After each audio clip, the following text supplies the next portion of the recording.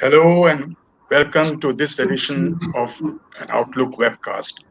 I'm Ramananda and I have here with me Dr. Rajat Mitra, a clinical psychologist and psychotherapist, author, speaker, and Harvard alumni.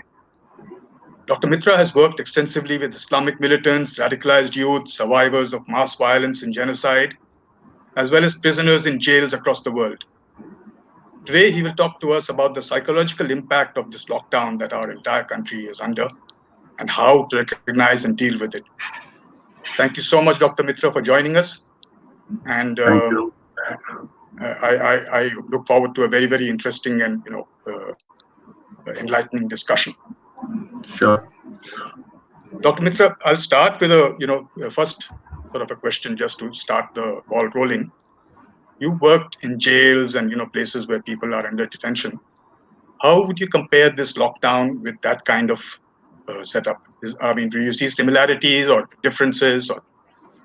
Okay, that's a very interesting question. I see both similarities and differences. Similarities because in the prisons, when the prisoner comes, control is taken out from his life or her life. So in the same way, also today with the COVID crisis, the control has been taken away from us in many ways. Like we cannot go out when we want to, we cannot do a number of things that we were doing before, whether it's going to the market or going to be with friends. So the issue of control is a very similar one in both prisons or where you are detained against your will. The similarity ends there. The difference is that here you are today with your family, you are with your close friends. In prisons, you are not. So both these aspects are important that, we view it accordingly. Yeah. Sir, obviously a total lockdown like this, it has a lot of uncertainty, fears about job losses, family welfare, and, other concerns. So all this leads to a lot of stress. Yes, it does. When does such stress manifest itself as a mental problem, and how does one recognize that? That stress manifests itself as a mental problem when you become more detached, when you do not share it with others, when you start withdrawing from people, when you move away and you become kind of locked up within yourself with the stress that you are going through. Stress per se is not the problem, it is how you deal with that stress. So I would say detachment, alienation, withdrawn, not sharing it with others. Like, for example, someone was telling me that, we as a family sit down and talk, but one of the members of the family, they have become, one of them has moved away. He doesn't come and start, talking about what's bothering him. So that's a alert sign. Yeah. Okay. Sir, I have a very interesting question from Mr. Ruben Banerjee. He's asking, so have we become a social animal or a digital animal finally? I think that's a very important question. Yes, we are so digitalized in our lives right now that we are moving against being a social animal. The entire process of evolution has been such that we had to socialize, we had to be a social being in order to survive. But the present age of digitalization has taken us away from that. We have become more and more detached, right? Sometime back, I was in States and at the back of a car, I noticed a sticker which said, "Have you hugged your child today?" So I was very curious. I said, why do we have to have a sticker like that "Have you hugged your child today?" So, the evolution has seen to it that we become social beings. We do things collectively. We do things in a group, in a what we call a process-oriented way. But the digitalization is taking us away from that. And this COVID crisis has just at that time come where it stands at the interface of both. So probably we will need to find a new balance right now. We will not go back to where we were. We will also not go back. We'll have to create a new identity for ourselves. Dr. Mitra, the World Economic Forum has just recently put out a report which has described this lockdown as the world's biggest psychological experiment. And it has also warned that, we will pay the price. So would you agree with that? And what kind of a price are we looking at? No, I do not agree with that totally. I think that it's more like being a doomsday kind of scenario. I mean, let's put it like this: we have the human civilization has gone through genocides, it has gone through violence, it has gone through innumerable situations which have been kind of overwhelming events for us. All that memory is locked within us. It is also part of our collective consciousness. So it is obviously the COVID crisis is the biggest of its kind in the sense that it is probably so many people are being affected, but it is not something that is so unique that it does not prepare us mentally or in other ways to face that kind of an event. So I would not entirely agree with that. I don't think that we are also taking into account the fact that human beings have an innate resilience that rises up to every occasion. And the way I believe so as a psychologist, that it will rise up in the present circumstances in a way that we are yet to see and observe. Yeah. We have a question here from Mr. Indranil Roy. I think you'll be able to see it. He's asking, what are the simple steps we should do every day to maintain our sanity? The most important thing I would say is to maintain a daily structure. The structures have changed, like the way you were doing your structures earlier, getting up, going to office, maintaining a schedule. Also do the same thing right now. Maintain a structure, a daily structure, that this is what I'll do. And at the end of the day, see that what you have done, right? Second is be creative. This is unusual times. And in unusual times, people find different structures. They use the creative part of the brain to invent new things for themselves. Please, do that. As long as you feel that you are doing it, it's great. Ask questions about the changes that may be taking place or that you are feeling is different for you. The more questions we ask, the more sane we stay. I mean, this is something I have seen in work with very alienated and detached people.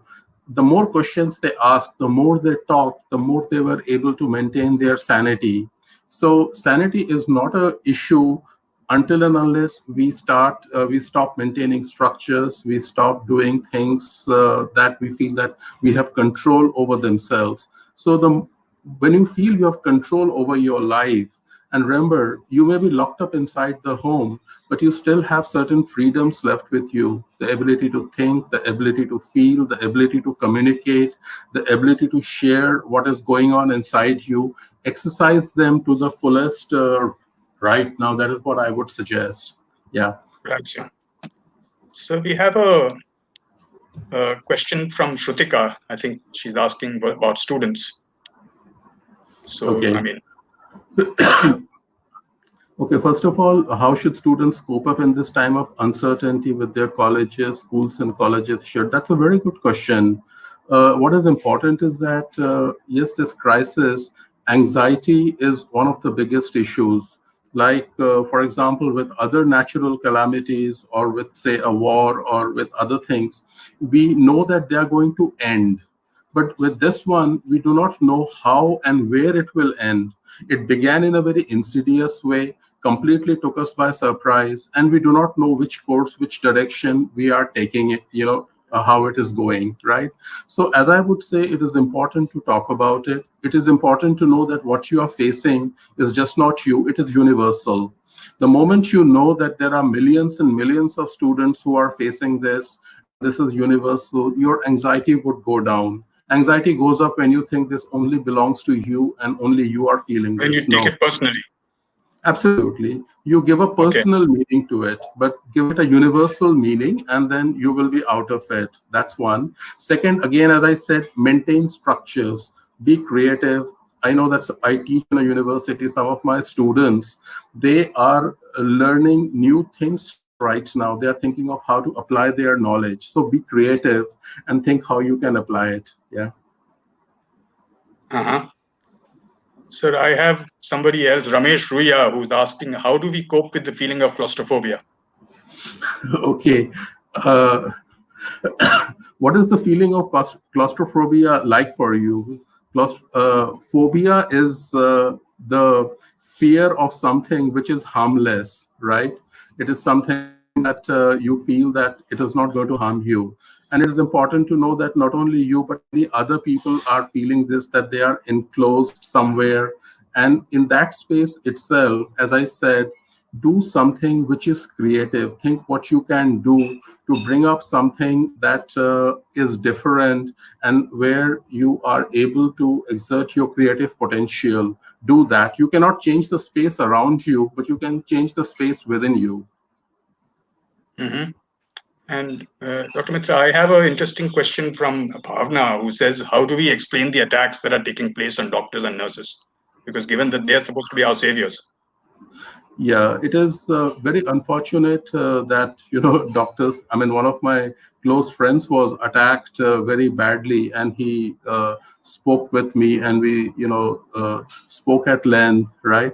It is we cannot prevent the attacks. Let me put it like this, because if someone decides to attack you, you can only protect yourself. So there are certain things that I would suggest that you can do to protect yourself, and one is that negotiate with the person who's in front of you. Be alert for cues that this person can attack you, this person can spring a surprise on you, he can go ahead and do that. And then be protective. Like, for example, when I used to work in the prisons, many times I have been attacked by prisoners many times, let me say this. And after some time, I learned that how I can protect myself. Like, for example, someone put up a chair once and wanted to hit me because he said that if you don't, say that I'm okay, and he was looking for a remission, and as part of an NGO, I was making an assessment, I'm going to hit you. So I said, okay, will you give me 2 minutes? No, I'll hit you. Will you give me 1 minute? Will you give me 30 seconds? He put the chair down and said, okay, tell me what you have got to say, right? I mean, so I became a negotiator. So this is also a time for many frontline people to know that there will be people coming in who are boiling inside with anger or with ideas, and you have to negotiate with them. You have to talk to them apart from your duty as a doctor. So this is a part of working with people who are volatile, who are angry, and who are at the boiling point. And you will see many more of them coming to you. It's unfortunate, but it's an occupational hazard. We cannot change it. Hmm. Dr. Mitra, I have a somewhat sensitive question here. How do you Yeah. sensitize? I mean, what role can religions play in helping us sort of, cope with this crisis? Because, we are already having an issue with religions here. So Yeah. what kind of roles can religious leaders play to help us sort of, deal with this? I think the kind of roles that religious leaders can play in this present situation is to ask their followers that to follow certain guidelines, to follow certain issues. And it is important that it has to be worked out together with the law enforcement officers. I mean, I can share with you an example. Sometime back, at the request of special list, we were working with people who were checking on the extent of radicalization, and we called the religious heads, and we told them that this is something that we ask you to do, that you ask the young people not to do in this manner. So they all agreed and they did that, and we could find a good equation to do that. I think it is important to have a close bonding where we sit together and discuss it, and this is something which is important to maintain as an ongoing basis. So I think that this is, it's important to start a dialogue process and continue doing that. Yeah. Hmm. This is So, Dr. Mitra, and coming let back, me put it also sorry. like this: that this is our time of crisis, right? At this time, we cannot, go ahead and we can, the important thing right now is to take care of the crisis and then think of long-term methods by which we can achieve that. Hmm. Yeah. Doctor, going back to our earlier question about health workers and things, you spoke about how we need to sensitize them. How Yeah. easy or difficult is that task given the large, the our country's system? How easy is it to sensitize our health workers to be careful about? I think, It's easy to discuss it, yeah, but you need to have a process to. yeah, it is not to sensitize them, as much as it is to teach them how to negotiate with people who are behaving difficult, right? I Mhm. mean, very often as part of the medical training, many of them are not taught how to deal with crises or difficult situations, right? And Okay. this is, for example, right now when people are, spitting upon them or behaving like them, it is important to know that people can do that, right? It's a new dimension.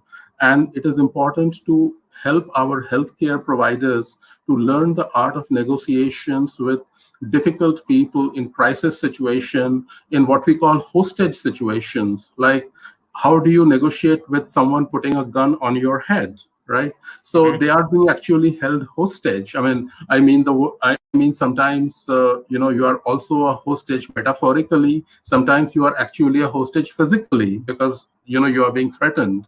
So how do you Right. talk to those people under such situations where you have been taken a hostage, or when you are metaphorically feeling a hostage with almost someone like putting a gun at your head? That is the kind of negotiation they need to learn. So you're saying that should be part and parcel of a sort of a Ab- health first responder. Absolutely. Absolutely. Do you Absolutely. have that training Absolutely. anywhere in the world, or is it something that is coming up now? No, no, it is, we do have that training. I mean, we do train people. I have trained people who work in crisis situations, who work in hostage situations. I have been a hostage negotiator many times in my life, where I have Mhm. taught police officers, doctors about how to negotiate in difficult circumstances. I remember when I talked of making it a formal program many years ago, they laughed at it. They said, this is not needed in India, or why do we need such a program like that? But today, when we need it, I mean, the need is for everyone. I don't have to explain why we need it. But I think Right. a crisis like this brings the need out into the open. Yeah. Mhm. Yeah. So, Doctor, coming back to a sort of a family situation, how does Yeah. one sort of sense that somebody in the family or somebody whom you're with is actually showing signs of? I mean, you had touched upon it earlier when you said when somebody goes silent or something, but are there any other Detached. cues that one can pick up? I think one of the cues to pick up is that when you see them becoming more detached, not sharing, and withdrawing from people for a duration much longer than what he normally does. So these are some of the warning signs: withdrawn, detachment, not sharing, not talking about oneself. These are important, pre-indicators that this person needs to be talked to. This person needs support. Yeah. Okay, so you would then advise, okay, there is some other Supratim Chatterjee has come up with a thing. He wants you to give three essential steps. What are the three essential qualities to be developed to ensure balance if you are all alone in an unknown city and your near and dear ones? Okay, I think the three essential qualities to be developed is: one is, think of how you have dealt with crisis situations in the past. All of us have dealt with crisis situations, difficult situations in the past. There are qualities which helped us. They can also help you now, right? So the memory is there with you. Use that. The second is that go and talk to the people as much as you can, on the phone, on the Skype, in other ways. Maintain your communication, right? Communicate what is going on inside you, communicate your fears, your anxieties, communicate also your strengths. And the third is that tell them that this period is something which is going to go over. We are going to meet again, and then things will they will not be exactly the same, they will be different. But when we get together, you will meet and share other issues which may postpone for the time being. Uh-huh. And Yeah. doctor, there's also this fear amongst a lot of people that I have a sore throat, I have a cough, I've got a cold, so that means I might be infected. And Yeah. anybody even so much as sneezes near you, instead of saying bless you, you go ahead and sort of start fretting about it and start cursing that person. Yeah. Yeah. Yeah. I think these are fears which Sort of were mention. very I'm not a, probably this is something which a medical doctor will be able to tell you better, but it is very common amongst people to think that I have this or I have that in this period. So it is important, that we learn to separate and we learn to distinguish This is what I ourselves need to from do. that. Hello? Mm-hmm. Yes, I can hear you, sir. Yeah. I can hear you. Can you hear me? I think I know. Okay. Yeah. So this is a very common fear which went up very high and it is going down right now as far as I see. Yeah. Mm-hmm. And Doctor, yeah. during your sort of interactions with prisoners and other people, did you notice a sort of a timeline so that, 1 month, 2 months before they start showing real signs of stress? People under lockdown or people in prisons? Yeah, actually. And would that be applicable to somebody under a lockdown? Yeah, I think we respond to loss in in a sequential stage. At first, we are in a stage of denial, where we feel that it is something either it's not happening or it is for a short while. Then we start protesting against it. Then, for example, you see the protest, when people are going out and saying that we will not follow it. That's actually a protest stage, what we call, which is the second stage. It is followed by sadness. It is followed then by fear that will life be the same again after this? Many people are not articulating this, but the fourth stage of loss is a stage called fear, where you feel that something is permanently changing and will not be the same again. If we articulate it, talk about it, it gets over, right? For example, in domestic, violence, a lot of women go back to the abuser because they feel that they cannot survive on their own, right? So this is the fourth stage, which is the fear stage. People feel that life is changing and it will not be the same. So they start protesting, they go out, they do things. If we explain some of these stages and how societies, individuals go through loss, then people can understand what is happening with them, and that awareness can be very useful. The fifth stage, as we find in both, when we undergo a loss, is the stage of rationalization, or when we sort of develop a meaning for ourselves. By rationalization in mental health, we call it developing a meaning, where we're finding a meaning in our existence, in the way we are doing, and that meaning helps us to accept the changed reality and rebond with the people around, rebond with the world again. We will see all that when the COVID crisis scare starts lessening. The human society will start going through many of these phases, and it's the more aware we are of how these stages happen, the better we will be able to face that. Yeah. And I have another question coming in from Chandan Bal. Yeah. He's talking about a routine, and whether that helps or not. Oh, yes, it does. I think it is probably the single most important criteria in this period, to maintain a routine where not only you maintain a routine, but you feel a sense of achievement, you feel a sense of control, you feel a sense of a fulfillment at the end of it. That is very important, that your nervous system is looking for strokes. Your nervous system is looking for a certain quantum of strokes. By strokes, I mean a sense of recognition that you have achieved something, right? That you are in control, in charge of yourself. Yeah.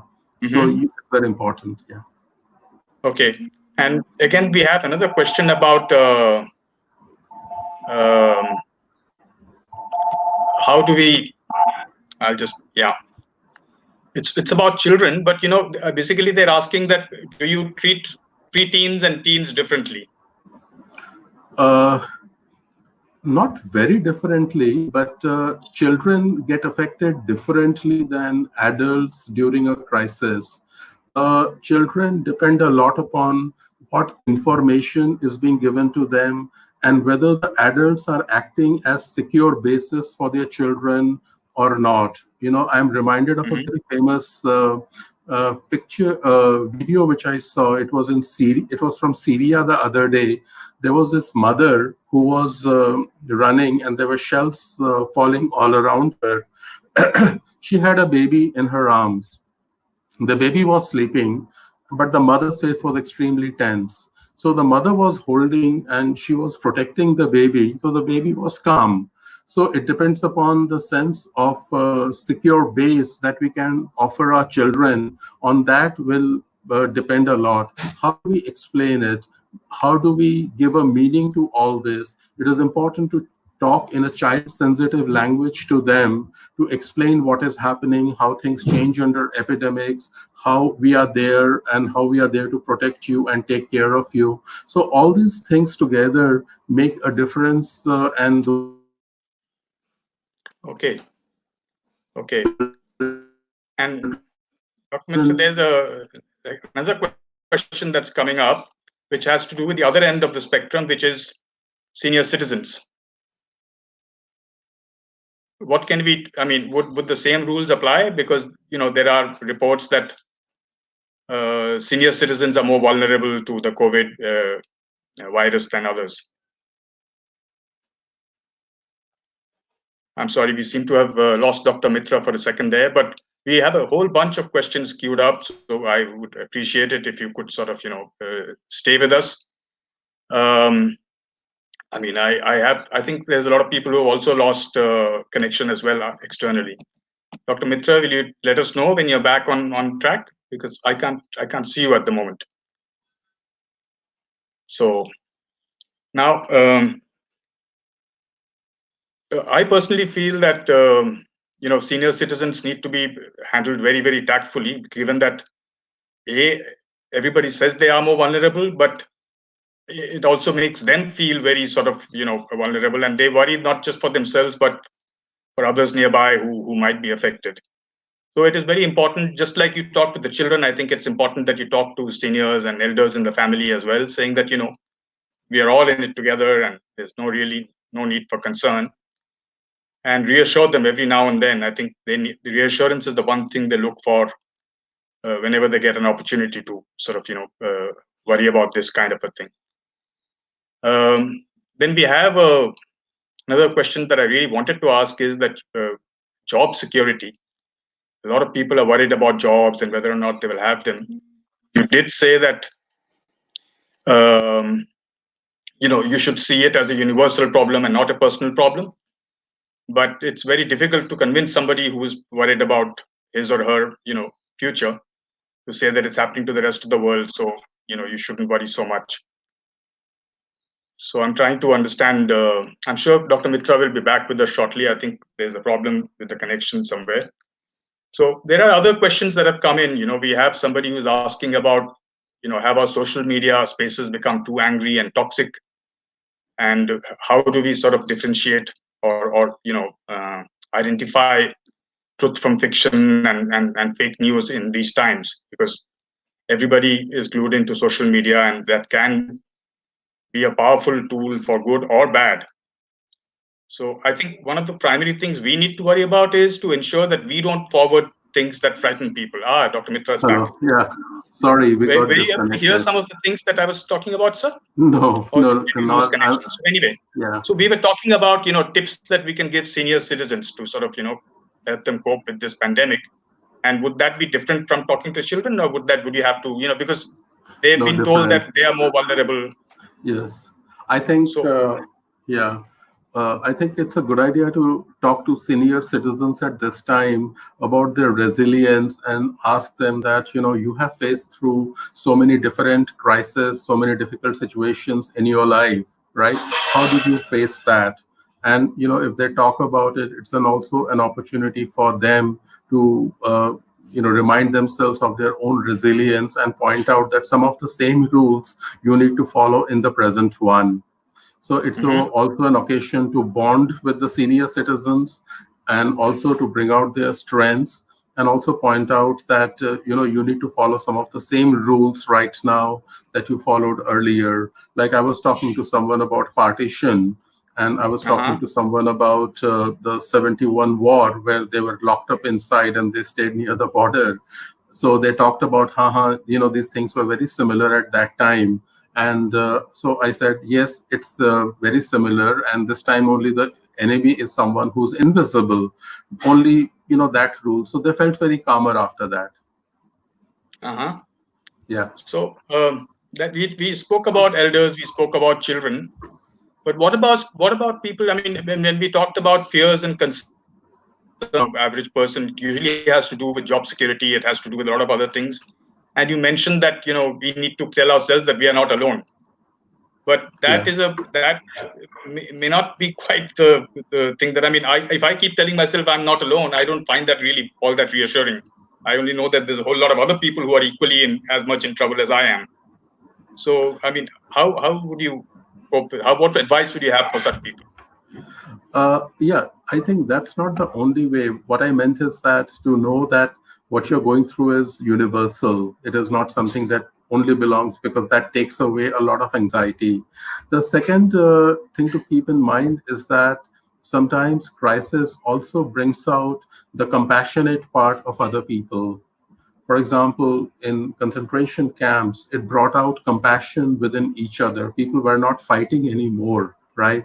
So I also believe that Mm-hmm. this period, it is bringing up compassion in many people, which I think will be different, and it will not be threatening. People are imagining a lot of threats that may take place, but to me, they are imaginary. They will not happen. That's what I feel. And if you just say that it is universal, I understand what you are saying. That's just one of the ways to know that I'm not alone in this, like what I said about students and other people, right? Right. The third is to remind yourself of your resilience, and also that you and everyone else have a survivor element within yourself. Like in a war, in a crisis, in a overwhelming situation, it is the Mm-hmm. survival part of ourselves that comes Mm-hmm. up, takes over the intellectual part or the digital part, as someone was pointing it out, and we form new pathways in our brain to go ahead and deal with the crisis, right? So you have a survivor within yourself, right? And this is a Mm-hmm. time to discover that. I mean, I have worked for 3 decades with mentally ill people, with drug dependent people, with people in refugee camps across the world. And one of the Mm-hmm. things I learned from them is that they discovered how much of a survivor they are. And that is what helped them to come out of it. So focus upon yourself as a survivor. How have you survived in the past? What do you think are necessary for survival? Read survival stories. And you will notice that this is a quality that you can develop in yourself. And this is a golden opportunity for you to do so. Okay. Dr. Mitra, we seem to be running out of time. I'll ask you a last question. We spoke about, Sure. men, we spoke about children. What about women? I mean, do they react differently to this kind of a crisis? Because, Yeah, I think it has been seen that women respond far more stronger in a crisis than men. I mean, for example, in COVID, I mean, the present crisis, I do notice that women are acting far stronger than men, and that is because from the evolutionary point of view, from the biological point of view, the woman has a mechanism which is far more resilient and stronger in order to accept stress. Yeah, mhm. yeah. So Great. for example, many people who talk to me, I notice men fragmenting probably much more than women are. Yeah. Uh-huh. And I mean, since we are on the question of women, there's been a lot of reports about, violence against women spiking and things like Yeah. that. Would you attribute that to the lockdown, or do you think that's par for the course and it's only being highlighted now? I think you referred to it earlier, but Yeah, yeah. No, I won't refer it to the lockdown. I would refer it to the personality of the man who is not able uh-huh. to cope up. I mean, yes, there is a definite rise in relationship violence, in sometimes suicidal ideation, in anxiety, in depression, in also child abuse. But they are to do with the abuser personality of the person, because Mm-hmm. right now, many of them feel that they are thrust in a situation which is not under their control, and control is a major issue for them. Like most of the relationship violence, for example, used to happen in the night, say around 10 to 12 o'clock in the night. We used to call it the violence time. Now it has Uh-huh. shifted.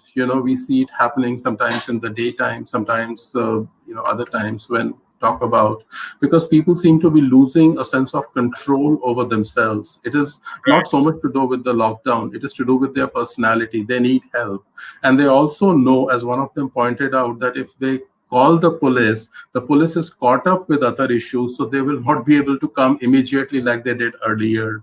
So Right. that is a more cunning and psychopathic way of thinking, I would say, which many of these people who commit violence are. Yeah. Okay. Last question, sir. I know we are out of time, but you as a Yeah. person, are you hopeful? Are you worried? Are you sort of, curious about what is there ahead of us? How do you see the Uh, world coming together? Do you see a dramatically changed world? Do you see business as usual?